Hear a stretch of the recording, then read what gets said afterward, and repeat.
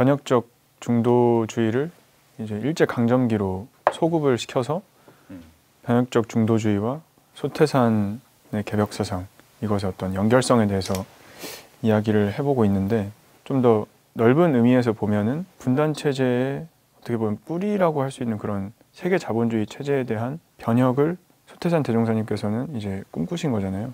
그런 부분에서 이제 그 변혁적 중도주의가 꾀한 그런 변혁의 방향과 소태산 대종사님께서 지향하신 그런 변혁의 방향이 같은 방향에 있다. 큰 틀에서 보면은 공유할 점이 있다고 느꼈고, 대종사님께서도 이제 일제시대 때 보이신 행보를 보면은 어떤 특정한 세력이나 주의를 주장하시기보다는 두루두루 이렇게 포용하시면서 균형 잡힌 그런 길을 가시는 모습을 보이시는데, 이런 면에서도 그 중도주의에서 이렇게 만나지 않나 그런 생각이 듭니다. 그리고 이런 소태산 대종사님의 그런 그 접근법을 구체적으로 보여주는 원불교의 교법이 있는데, 바로 강자 약자의 진화상 요법인데요. 강자도 영원한 강자가 없기 때문에 언젠가는 약자를 강자로 인도함으로써 영원한 강자로서 존중을 받고, 약자는 강자로부터 배움으로 인해서 강자로 성장해서 강자와 약자가 어떻게 보면 윈윈하는 그런 방식을 제시를 하신 건데, 이것에 대해서 소태산 대종사님께서 법문을 한번 하시는데, 이제 갑동리와 을동리라는 그런 비유를 하시면서,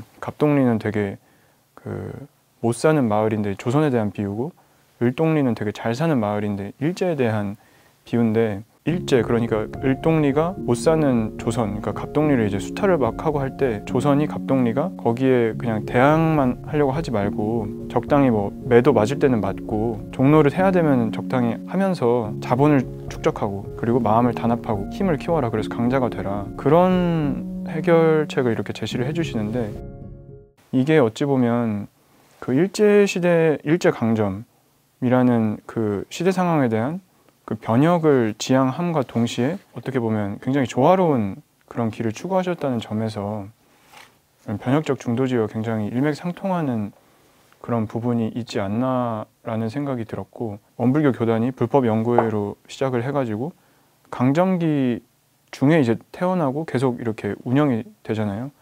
근데 그 운영하신 방식을 보면은 이렇게 직접적인 대항을 하진 않지만 굉장히 그 균형을 잡으면서 조화를 추구하지만, 그 안에서 어떤 변혁의 뚜렷한 목적을 가지고 계속 그 힘을 기르는 그런 방향으로 이렇게 교단을 쭉 이어오신, 어떻게 보면 소태산 대종사님의 경영에서 이런 정신이 많이 묻어나지 않나 그런 생각이 듭니다.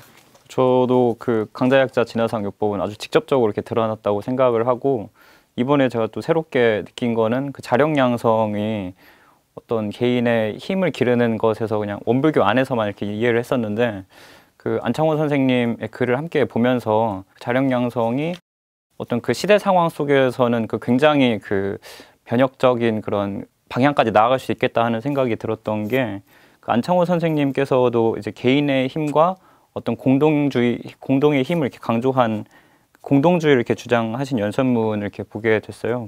한인 이상촌 건설을 위해서 태동실업 주식회사라는 것을 설정을 해서 자금을 이렇게 마련하게 하시고, 또 연설 중에는 사람이라는 가치를 존중하여 개인주의를 획득한 뒤 각기 농사와 장사, 학문에 힘쓴 뒤에 이것에 그치면 일신의 멸망을 면치 못하느니 지식 금전으로 단결하여 특종 조직에 힘쓰라는 연설을 보고, 이게 어떤 독립운동이 어떤 독립전쟁을 하는 방법뿐만이 아니라 굉장히 다양한, 좀 멀 수도 있지만 어떤 개인의 자력을 키우는 것이 그 독립운동의 방법이라는 것을 이렇게 인식하고 있었다는 점에서, 소태산 대종사 또한 어떤 더 큰 변혁 과제를 설정하고 그 안에서 그 정신의 자주력과 어떤 육신의 자활력, 또 경제의 어떤 경제의 자립력을 기르는 것이 그 독립운동의 그 방향과 어떤 맞닿는 점이 있겠다는 생각이 들어서 그 자력양성을 굉장히 새롭게 이렇게 이해할 수 있는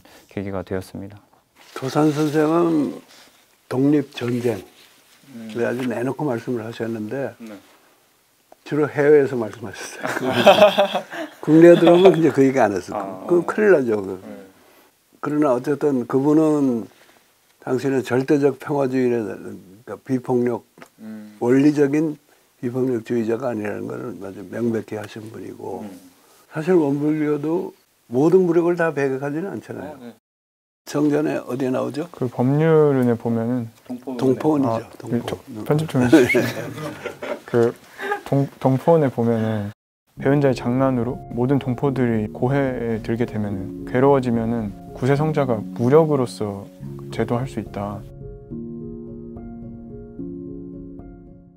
예, 그러니까 우리가 그거 나는 기억하는 게 중요하다고 생각하는 게 변혁적 중도주의라는 게 무저항주의는 아니거든요. 뭐 때리면 맞고 맞을 때는 맞아주는데 맞고 참고 굴욕도 당하고 하는데 가령 저 친구들이 나를 무시하고 나를 뭐 박해하고 하는 것까지는 참는다 하더라도 아니 우리 집안에 쳐들어와 가지고 아내나 딸을 강간한다 그럴 때도 가만히 있을 수는 없잖아. 그럴 때는 정말 시칼이라 들고 싸워야 되는 거 아니에요. 그러니까 이게 절대적인 비폭력주의나 무저항주의는 아니라는 거는 우리가 기억할 필요가 있다고 봐요. 이게 왜 중요하냐면은 강자 약자 진화의 요법이라는 게 참 굉장히 중요한 법문인데 이걸 이제 잘못 이용하면은 노예들의 정신 승리하는 적이 돼요. 노예 생활하면서 참아주면서 야 나는 지금 강자 약자 진화의 요법을 따르고 있어. 그렇게 나가면은 이제 강자가 못 돼. 영원한 약자로 노예에 자기 합리화죠. 그런 거를 아주 신랄하게 비판한 분이 중국의 노신 루신이죠. 그분 아니에요. 그래서 아큐 정대를 보면 아큐라는 친구가 이제 그런 식의 정신 승리를 하는 거를 풍자했는데 그렇게 흐를 염려를 우리가 경계해야 된다는 이야기죠. 일제시대에는 우선 그게 그 시대 상황하고 또 하나는 자기들이 가진 어떤 목표하고 이거 두 개가 다 작용해서 그 방법이 결정되는 거 아니에요? 그 대종사께서는 그 시대 상황이라는 거는 지금 우리가 뭐 유신 독재가 어땠고 뭐 하지만은 그보다 훨씬 더 엄혹한 상황이에요. 다른 민족이 우리 주권을 빼앗고 이 땅을 강점하고 통치를 하는 상황이고 불법 연구의 입장에서 보면은 하시라도 아무 때나 저쪽에서 유사정교라 그래가지고 해산하고 뭐 간부들 잡아들이고 할 수 있는 상황이니까 그런 엄혹한 상황이 한편에 있고 또 하나는 나 자신의 보신이나 우리 가족 또는 친구들 회사가 잘 되는 게 아니고 어쨌든 5만 년 교단을 생각하시면서 하니까 이게 다 상관관계가 있는 건데 상황에 맞춰야 되고 그래서 아까도 얘기했지만은 그런 일제시대와 같은 엄혹한 상황은 풀렸고 원불교가 정식으로 종교, 공인된 종교로 등록도 하고 교세도 좀 어느 정도 확보가 됐을 시기에 교세의 확장에만 몰두해서 그냥 무조건 정권하고 타협하고 교단에 도움이 되는 그 조치를 얻어내려고 일종의 로비 활동에 치중하느냐 아니면은 우리 시대는 우리 시대답게 그 변혁의 목표와 중도 노선을 잘 배합해가지고 해서 하느냐 이거는 이제 그때 슬기롭게 결정할 수밖에 없는데 그런 관점에서 보면 나는 그동안에 뭐 비판적인 비판했던 면도 많지만은 아마 앞으로 교단도 더 새로워지지 않을까 이런 희망을 갖고 있습니다.